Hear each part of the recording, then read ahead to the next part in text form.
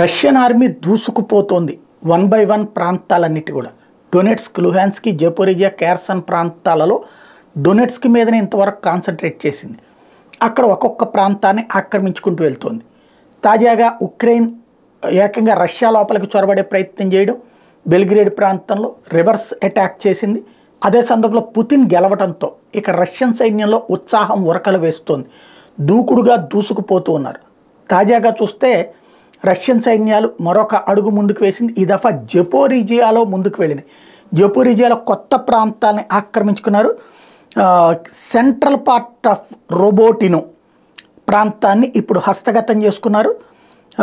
అక్కడ pro Russian group ఎవరైతే ఉన్నారో వ్లాదిమిర్ రోగోవ్ గ్రూప్ సహకరించింది. అంటే ఇప్పుడు ఏం చేస్తున్నారంటే ఎక్కడికక్కడ ఆయా ప్రాంతాల్లో రష్యా మద్దతుదారులు ఎవరైతే ఉంటారో ఆ రష్యన్ మద్దతుదారు లోపల నుంచి చిచ్చు పెడతారు.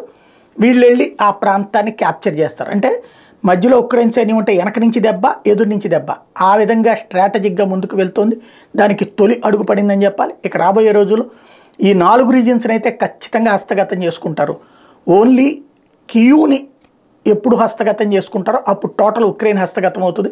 ఈ లోపుగా ఈ నాటో సైన్యాలు రాకపోతే